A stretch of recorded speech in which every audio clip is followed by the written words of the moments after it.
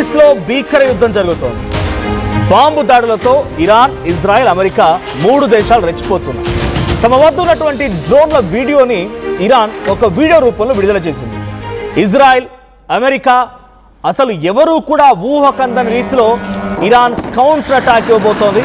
ఓవైపు సర్వం కోల్పోతూనే ఇజ్రాయెల్ని మట్టు పెడుతోంది ఇరాన్. ఇరాన్ భూభాగం పైన దాడులకు సిద్ధమైన అమెరికా. అయితే మిడిల్ ఈస్ట్కు అమెరికా మెరైన్ కమాండోలు కూడా చేరుకున్నాయి. సో అమెరికా మెరైన్ కమాండోలు చేరుకున్నాయి. సముద్ర మార్గంలో మెరైన్ దళాలు తరలిస్తూ ఉన్నాయి. ఇక యుఎస్ఎస్ ట్రిపోలి యుద్ధ నౌకలో 2500 మెరైన్ కమాండోలు ఉన్నాయి. 20 ఫైటర్ జెట్లు కూడా ఉన్నాయి. ఇజ్రాయెల్ ప్రధాని నెతన్యాహు చనిపోయాడంటూ ప్రచారం కూడా జరుగుతోంది. ఇరాన్ దూకుడు పెంచడంతో ఈ యుద్ధం మరింత తీవ్రతరమయ్యే అవకాశం ఉంది. సో యుఎస్ ఇజ్రాయెల్ పై ఇరాన్ డ్రోన్లకు సంబంధించిన విజువల్స్ చూస్తున్నాం. సో డ్రోన్లు ఎలా అటాక్ చేశాయో ఇరాన్ విడుదల చేసిన వీడియో ఇది. సో ఇరాన్ వైపు నుంచి విడుదలైనటువంటి వీడియోలో ఇరాన్ డ్రోన్లు ఎంతటి అద్భుతాన్ని సృష్టించగలిగే రకంగా వాళ్ళు విడుదల చేసిన ఈ వీడియో మనం చూస్తున్నాం. ఎక్కడికక్కడ గాల్లో ఎగిరిన ఆ డ్రోన్లు, ఇది ఎగ్జాక్ట్గా ఇరాన్ వద్ద ఉన్నటువంటి డ్రోన్లో సంబంధించిన వీడియో. సో అండర్ గ్రౌండ్ బంకర్లో ఉండిపోయాయి ఇవన్నీ కూడా. సో ఈ డ్రోన్లు ఒక్కసారిగా గాల్లోకి లేచి అవతల వైపునటువంటి శత్రువుని అంతమొందించడం కోసం బయలుదేరుతూ చాలా పెద్ద మొత్తంలో అటు ఫైనాన్షియల్ లాస్ కానివ్వండి, అటు బిగ్గెస్ట్ డిజాస్టర్గా కూడా మిగులుతున్న పరిస్థితి. సో ఇప్పుడు ఈ డ్రోన్ల వీడియోని ఇరాన్ విడుదల చేయడంతో ఇజ్రాయెల్ కూడా మరింతగా ఆగ్రహానికి గురవుతోంది. ఏ క్షణమైన మరింతగా యుద్ధం పెరిగే అవకాశం ఉంది. ఇక యుఎస్ఎస్ ట్రిపోలి పేరుతో అమెరికా తమ కమాండోలను దించింది. అమెరికా యుద్ధ కమాండోలను దించింది. దాంట్లో 20 ఫైటర్ జెట్స్ ఉంటాయి, 2000 కమాండోలు ఉంటాయి. సో 2500 మెరైన్ కమాండోలు, 20 ఫైటర్ జెట్లు ఉన్నాయి. సో సముద్ర మార్గంలో మెరైన్ దళాలని తరలిస్తోంది. మిడిల్ ఈస్ట్కు అమెరికా మెరైన్ కమాండోలని, అంటే సముద్రంలో యుద్ధం చేయడానికి ఉపయోగించేటువంటి సైన్యమే మెరైన్ కమాండోలు. సో ఈ కమాండోలు 2500 మంది. యుఎస్ఎస్ ట్రిపోలి అనే దాంట్లో ఆ నౌకలో 2500 మంది వస్తున్నారంటే ఎంత పెద్ద నౌక అర్థం చేసుకోండి. సో ఆ యుద్ధ నౌకలో 20 ఫైటర్ జెట్లు కూడా ఉన్నాయంట.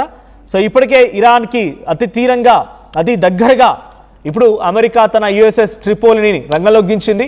సో డ్రోన్ల విజువల్స్ మనం చూస్తున్నాం. డ్రోన్ల విజువల్ ఒకవైపు ఇరాన్ విడుదల చేస్తుండగా అమెరికా తన యుద్ధ నౌకని, ఒక భారీ యుద్ధ నౌకని towards ఇటువైపుగా తరలించింది.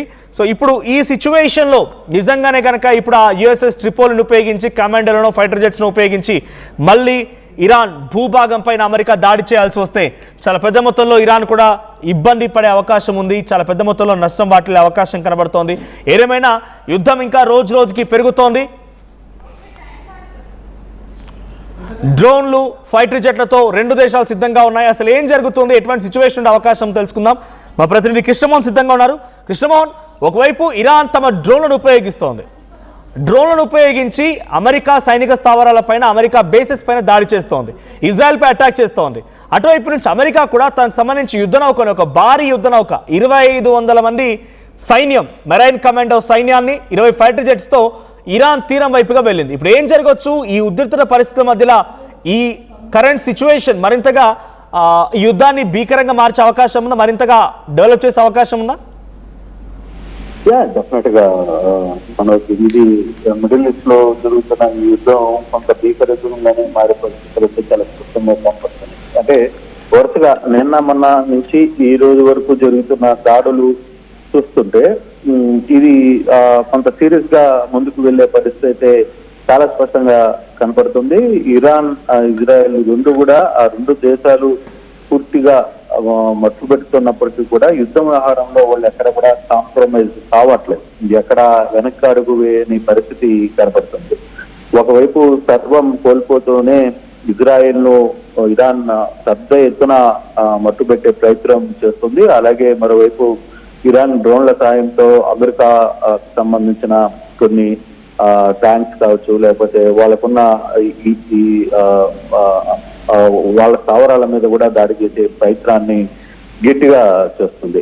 At the same time America కూడా ఇరాన్ భూభాగం మీద దాడులు చేయడానికి పూర్తిగా సిద్ధమైందని మనం చెప్పుకోవాలి. ఎందుకంటే మిడిల్ ఈస్ట్ కి యుఎస్ఎస్ ట్రిపోలి యుద్ధ నౌకలో, ఒక భారీ యుద్ధ నౌకలో 2500 మంది మెరైన్ కమాండోలను, 20 ఫైటర్ జెట్లను ఇరాన్ వైపుగా కదిలిస్తోంది అమెరికా. మరోవైపు సముద్ర మార్గంలో మెరైన్ దళాలు పెద్ద ఎత్తున మోహరించే ప్రయత్నం చేస్తోంది. ఇరాన్ ఇప్పటికీ పూర్తిగా కూడా దెబ్బతిన్న నేపథ్యంలో అయినా ఎక్కడ వెనకడుగు వేసే ప్రయత్నం చేయట్లేదు. తమ నేత చనిపోయారని ఒక వార్తలు వస్తున్న నేపథ్యంలో మరోవైపు అక్కడ వరుసగా జరుగుతున్న ఇన్సిడెంట్ లో ఇరాన్ మాత్రం అటు ఇజ్రాయిల్ ని ఇటు అమెరికా స్థావరాల్ని అలాగే అమెరికా ఎక్కడైతే తమ ఆర్థిక పరమైన అంశాలకు సంబంధించి దుబాయ్ లాంటి దేశాల్లో అక్కడ ఉంచిన వాటి మీద కూడా వరుసగా దాడులు చేయడం మనం చూసాం నిన్న మొన్న. సో ఎక్కడ కూడా ఇరాన్ వ్యవహారంలో వెనకడుగు వేసే ప్రయత్నాన్ని చేయట్లేదు. సేమ్ టైం అమెరికా మాత్రం ఇరాన్ కి తగిన బుద్ధి చెప్పాలి, ఇరాన్ భూభాగం మీద దాడులు చేయాల్సి వస్తుంది అనే యాంగిల్లోనే ఇంత పెద్ద దళాలని కమాండర్స్ ని పూర్తిగా కూడా ఇరాన్ వైపుకు తరలిస్తున్న పరిస్థితిని మనం చూస్తున్నాం. అట్ ద సేమ్ టైం ఇప్పుడు ఇజ్రాయెల్ ప్రధాని చనిపోయారంటూ ప్రచారం జరుగుతుంది. నిన్న ఆయన చాలా రోజుల తర్వాత ఒక మీడియా ముందుకి ఒక వీడియోను విడుదల చేశారు. కానీ అది ఏఐ వీడియో అంటూ కూడా ప్రచారం అవుతుంది. కారణం ఏంటంటే ఆ వీడియోలో నెహత్యాకి 6 వేళ్ళు కనపడుతున్నాయి. మామూలుగా 5 వేళ్ళు 2 చేతులకి ఉంటాయి, కానీ ఇక్కడ 6 వేలతో కనపడడంతో ఇది ఏఐ కనపడుతుంది. ఖచ్చితంగా హత్య చనిపోయాడు, అతని సోదరుడు కూడా చనిపోయాడు అని ఒక వార్త అయితే వస్తుంది. కానీ ఇరాన్ ఈ వ్యవహారంలో ఇరాన్ చేస్తున్న దాడుల్లో ఇజ్రాయెల్ కి సంబంధించిన ప్రధాని చనిపోవడంతో వార్తలు రావడం, మరోవైపు ఆయన నిన్న ఒక మీడియాని రిలీజ్ చేయడంతో అది ఏ వార్తలుగా కుట్టిపారేస్తున్నారు, అది ఏ వీడియోకి కూడా కుట్టిపారేస్తున్న పరిస్థితి. ఇరాన్ దూకుడు పెంచడంతో యుద్ధం అయితే కొంత తీవ్రతరమైంది. అమెరికా పూర్తిగా ఇరాన్ మీదకి దాడి చేయడానికి సిద్ధమవుతోంది.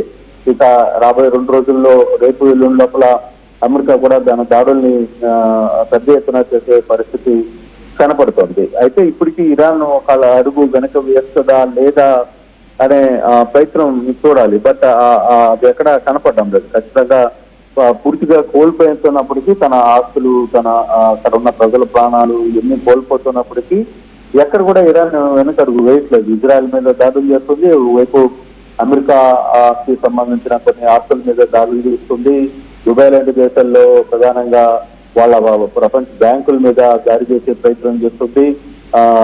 ఎక్కడ అమెరికాకు సంబంధించిన వ్యవస్థ కొంత ఆ ప్రాంతాల్లో ఉన్నాయో వాటి మీద దాడి చేసే ప్రయత్నం అయితే జరుగుతుంది. అయితే ఇది ఇప్పట్లో ఆగే పరిస్థితి అయితే కనపడటం లేదు. మనోజ్ డెఫినెట్ గా ఇంకొక వారం రోజుల పాటు ఈ యుద్ధం భీకర యుద్ధంగా మారే పరిస్థితి అయితే కనపడుతుంది. ఇప్పటికీ రష్యా, చైనా లాంటి దేశాలు కూడా కొంత అటు ఇటుగా ఉన్నాయి, కానీ అవి పూర్తిగా కూడా ఎంటర్ కావట్లేదు. వాళ్ళ బలగాలను ఎక్కడ కూడా పూర్తిగా ఎంచట్లేదు. కాకపోతే వాళ్ళ ఆయుధ సామర్థ్యాన్ని కొంత ఇజ్రాయెల్కి ఇట్లా ఇరాన్కి కొంత మద్దతుగా తెలుసుకున్న ప్రయత్నాలు చేస్తున్నారు తప్పితే ఎక్కడ కూడా డైరెక్ట్ వారిలోకి వాళ్ళు ఇంకా రాల. ఒకవేళ వన్స్ ఆ పరిస్థితి కూడా సంభవిస్తే ఎలా ఉంటుందో అనేది కూడా చూడాల్సిన పరిస్థితి. మొత్తం మీద అయితే ఇరాన్ పూర్తిగా సర్వస్వం కోల్పోయిందని చెప్పాలి.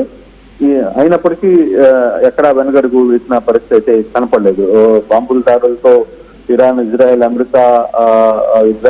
అమెరికా పూర్తిగా కూడా తన ఆధిపత్యాన్ని కొనసాగించే ప్రయత్నం చేస్తుంది.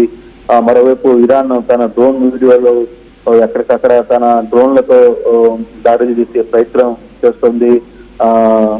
ఇరాన్ కౌంటర్ అటాక్స్ ప్రారంభించిన నేపథ్యంలో కొంత అమెరికా కూడా అప్రమత్తమైంది. అందుకే ఇంత పెద్ద స్థాయిలో మెరైన్ కమాండర్లను కావచ్చు, లేకపోతే ఫైటర్ జెట్లను కావచ్చు, వీటన్నిటిని కూడా ఇరాన్ వైపుగా మూవ్ చేస్తున్న పరిస్థితి ఉంది. ఇవి కూడా ఈ సాయంత్రానికి చేరుకుంటాయి, ఆ ప్రాంతానికి చేరుకుంటాయని కూడా చెప్తున్నారు. బహుశా ఇదే కానీ జరిగితే ఇంకెంత దూరం, ఎంత వేగంగా యుద్ధం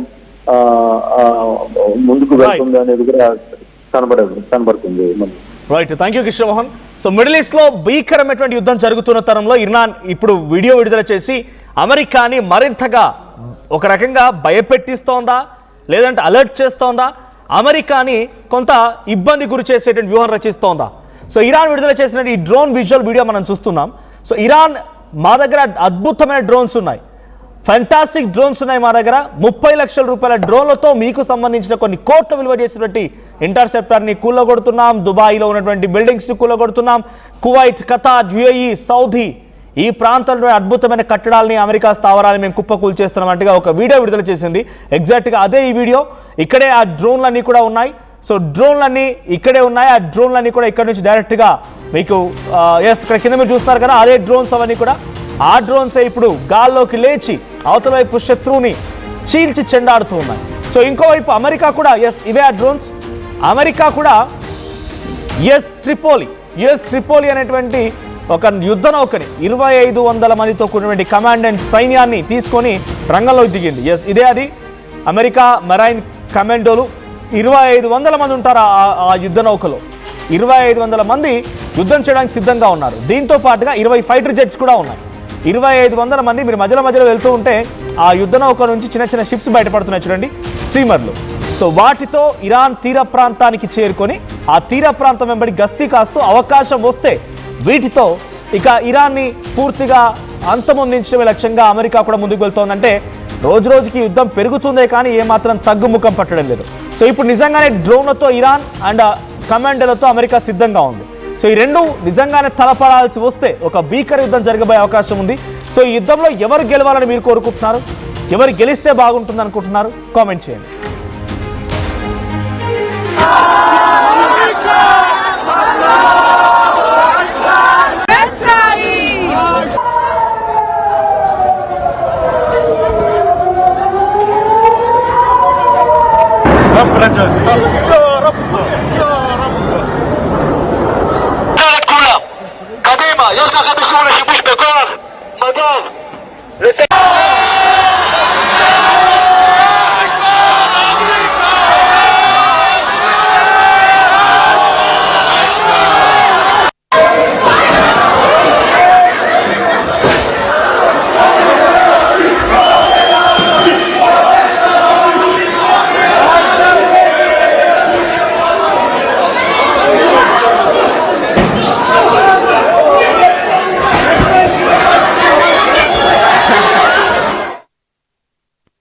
జై గోవింద.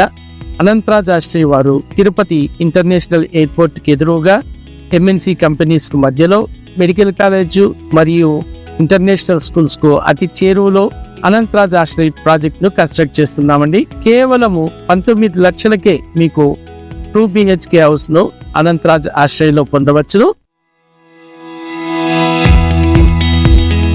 చిన్న చిన్న ఆనందాలు 35 ఏళ్లుగా నా జీవితంలో లేవు. 35 ఏళ్లుగా నేను డైపర్లలో బ్రతికాను. 6 సెంటీమీటర్ల ఫిస్టులా నా మూత్రాశయంలో లీక్ కారణమైంది. ఎవరూ నాకు సహాయం చేయలేకపోయారు. AINUలో వైద్యులను కలిసే వరకు అక్కడ వారు రోబోటిక్ శస్త్రచికిత్సతో నాకు పరిష్కారం ఇచ్చారు. వారు నా ఆత్మవిశ్వాసాన్ని కూడా తిరిగిచ్చారు. Precision care makes it possible. The Center for Robotic Surgery at AINU.